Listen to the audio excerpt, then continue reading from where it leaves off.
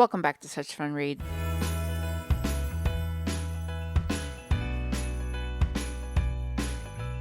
We're back for Bookmas Day 6, and let's make another reading goal for 2025. I understand that I didn't complete pretty much any of the reading goals that I set last year, but what is the fun in being realistic and not making goals that might make things even harder? I already talked about the series that I wanted to read in 2025. I now want to pick 10 books that I plan to read in 2025. I thought about picking 25 books, but let's be real here. Let me not make it the most difficult thing for myself. Also, these are books that I own. We'll get to the books that are released in 2025 at some point. I haven't really looked that far ahead yet. Number 1, Emma by Jane Austen. I am doing it. I will read Emma in 2025. It is happening. Hopefully, it isn't the only Jane Austen book I read in 2025, but this one is a must. Here is the summary. Emma is the story of Emma Woodhouse, a young girl from a good home that does not need the financial support of a husband and is determined not to marry. Emma, however, is not opposed to the idea of marriage for others and is determined to play matchmaker between several of the local citizens. In spite of Emma's resolve not to marry, she finds herself attracted to several men throughout the book and considers the prospect of marriage. I think this might be the first time I've ever looked up the book summary for Emma. I just feel like I've always known what it was about because I loved Clueless growing up. But yeah, I think this is the first time I've ever looked at the book summary for Emma. Interesting. Number 2, Wolf Hall by Hilary Mantel. After doing the I'll get around to it later book tag, I noticed how I have the entire Wolf Hall trilogy on my shelves. Is it even called the Wolf Hall trilogy? Is it the Cromwell trilogy? I don't know. But I do know I've stopped myself from watching the TV show because I wanted to read this before doing that. I've had the book for a while now, and it's time. Here is the summary. England in the 1520s is a heartbeat from disaster. If the king dies without a male heir, the country could be destroyed by civil war. Henry VIII wants to annul his marriage of 20 years and marry Anne Boleyn. The Pope and most of Europe opposes him. Into this impasse steps Thomas Cromwell, a wholly original man, a charmer and a bully, both idealist and opportunist, astute in reading people and implacable in his ambition. But Henry is volatile, one day tender, one day murderous. Cromwell helps him break the opposition, but what will be the price of his triumph? Number 3, Babel by R.F. Kuang. It is possible that I will read this before 2025, but if I don't, this is a must. Just like the others. I probably should not say must for all of them. I think having them on this list already states that. I really do like R.F. Kuang though. I enjoyed both The Poppy War, I really need to finish that series, and I enjoyed Yellowface. That book was one of my favorite books that I read last year. So what's this one about? 1828. Robin Swift, orphaned by cholera in Canton, is brought to London by the mysterious Professor Lavelle. There, he trains for years in Latin, ancient Greek, and Chinese, all in preparation for the day he'll enroll in Oxford University's prestigious Royal Institute of Translation, also known as Babel. Babel is the world center for translation and, more importantly, magic. Silverworking, the art of manifesting the meaning lost in translation using enchanted silver bars, has made the British unparalleled in power, as its knowledge serves the empire's quest for colonization. For Robin, Oxford is a utopia dedicated to pursuit of knowledge. But knowledge obeys power, and as a Chinese boy raised in Britain, Robin realizes serving Babel means betraying his motherland. As the studies progress, Robin finds himself caught between Babel and the shadowy Hermes Society, an organization dedicated to stopping imperial expansion. When Britain pursues an unjust war with China over silver and opium, Robin must decide. Can powerful institutions be changed from within, or does revolution always require violence?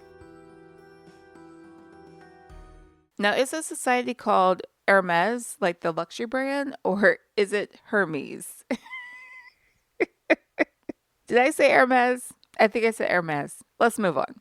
Number 4, Blackbird Oracle by Deborah Harkness. Another one I could pick up before the end of the year, but if I don't, it's here. It's on this list. I am excited to get back into this world and see what's been going on with Matthew and Diana. I may end up finishing my reread of the first one and then go through the entire series before jumping into this new one, but I haven't decided that yet. Honestly, I don't even remember what this book is about. I don't even think I ever looked it up. I just saw a new book in the Also series was coming out, and I had to pre-order it. Let's see what it's about. Deborah Harkness first introduced the world to Diana Bishop, an Oxford scholar and witch, and vampire geneticist Matthew de Clermont in A Discovery of Witches. Drawn to each other despite long-standing taboos, these two otherworldly beings found themselves at the center of a battle for a lost, enchanted manuscript known as Ashmole 782. Since then, they have fallen in love, traveled to Elizabethan England, dissolved the covenant between the three species, and awoken the dark powers within Diana's family line. Now, Diana and Matthew receive a formal demand from the congregation. They must test the magic of their 7-year-old twins, Pip and Rebecca. Concerned with their safety and desperate to avoid the same fate that led her parents to spellbind her, Diana decides to forge a different path for her family's future and answers a message from a great aunt she never knew existed, Gwyneth Proctor, whose invitation simply reads, "It's time you came home, Diana." On the hallowed ground of Ravenswood, the Proctor family home, and under the tutelage of Gwyneth, a talented witch grounded in higher magic, a new era begins for Diana. A confrontation with her family's dark past and a reckoning for her own desire for even greater power if she can let go, finally, of her fear of wielding it. Number 5, Empire of Silence by Christopher Ruccio. This went viral. This book got really popular earlier this year, or was it last year? It got popular. I remember seeing they needed to rush more to print because it kept being out of stock. It's a science fiction series. I believe it is a 6-book series. I guess I'll find out. Here is the summary. Hadrian Marlowe, a man revered as a hero and despised as a murderer, chronicles his tale in the galaxy-spanning debut of the Sun Eater series, merging the best of space opera and epic fantasy. It was not his war. The galaxy remembers him as a hero, the man who burned every last alien Sealson from the sky. They remember him as a monster, the devil who destroyed the sun, casually annihilating 4 billion human lives, even the Emperor himself, against imperial orders. But Hadrian was not a hero. He was not a monster. He was not even a soldier. On the wrong planet at the right time for the best reasons, Hadrian Marlowe starts down a path that can only end in fire.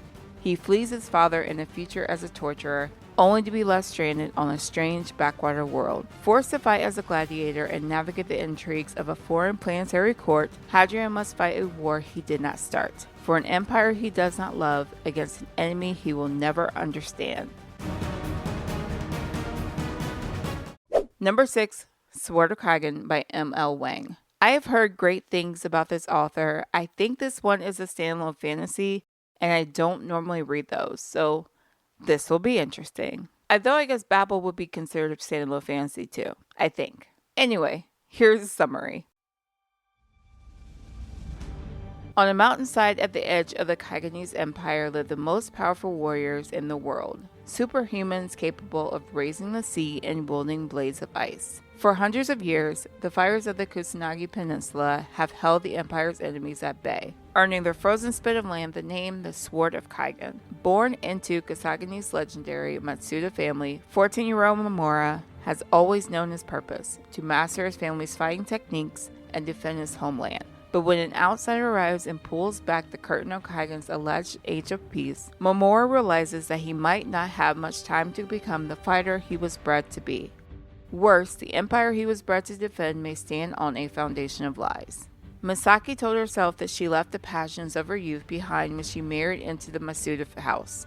Determined to be a good housewife and mother, she hid away her sword, along with everything, from her days as a fighter in a faraway country. But with her growing son asking questions about the outside world, the threat of an impending invasion looming across the sea, and her frigid husband grating on her nerves, Misaki finds a fighter in her clawing its way back to the surface. When the winds of war reach their peninsula, will the Masuda family have the strength to defend their empire, or will they tear each other apart before the true enemies even reach their shores?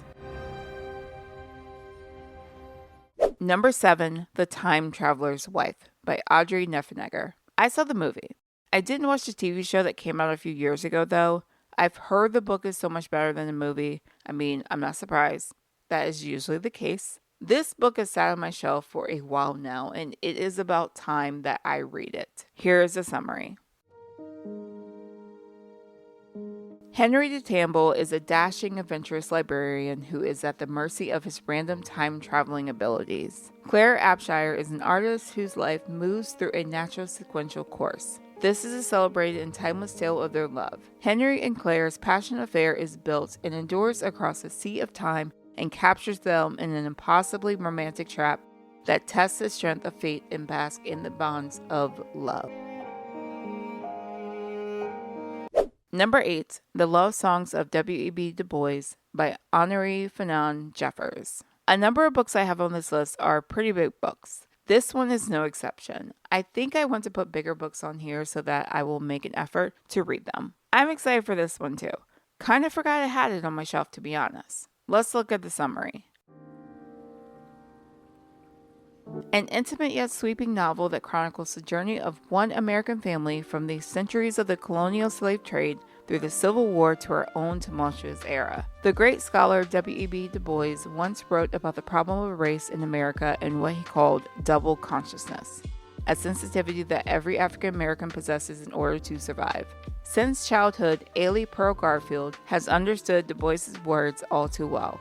Bearing the names of two formidable Black Americans, the revered choreographer Alvin Ailey and her great-grandmother Pearl, the descendant of enslaved Georgians and tenant farmers, Ailey carries Du Bois' problem on her shoulders. Ailey is reared in the north in the city but spends summers in the small Georgia town of Chickasetta, where her mother's family has lived since their ancestors arrived from Africa in bondage. From an early age, Ailey fights a battle for belonging that's made all the more difficult by a hovering trauma as well as the whispers of women.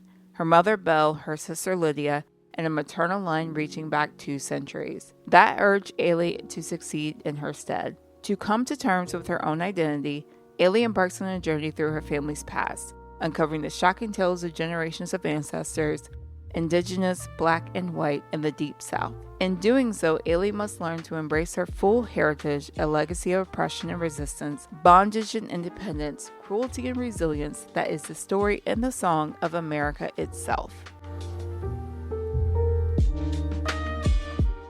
Number 9, Jonathan Strange and Mr. Norrell by Susanna Clarke. Another one that I didn't watch the TV show for because I wanted to read the book. I think this one is right up my alley. I may be in the mood for this one right now, but also I have other books I want to read, so this one's going to have to wait. But I might pick this one up early at the beginning of the year. We'll see. Here is the summary.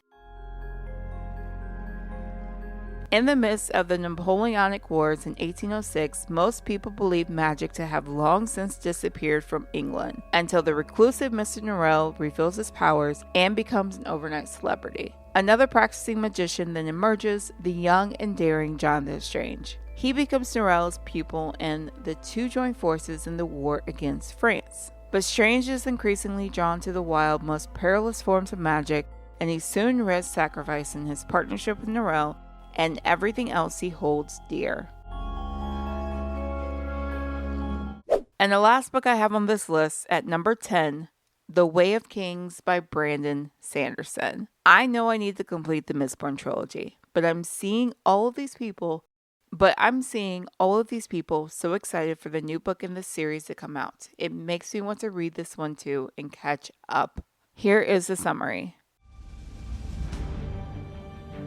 Roshar is a world of stone and storms. Uncanny tempests of incredible power sweep across the rocky terrain so frequently that they have shaped ecology and civilization alike. Animals hide in shells, trees pull in branches, and grass retracts into a soilless ground. Cities are built only where the topography offers shelter. It has been centuries since the fall of the 10 consecrated orders known as the Knights Radiant, but their shard blades and shard plate remain. Mystical swords and suits of armor that transform ordinary men into near-invisible warriors. Men trade kingdoms for shard blades, wars were fought for them and won by them. One such war rages on a ruined landscape called the Shattered Plains. There, Kaladin, who traded his medical apprenticeship for a spear to protect his little brother has been reduced to slavery. In a war that makes no sense, where 10 armies fight separately against a single foe, he struggles to save his men and to fathom the leaders who consider them expendable.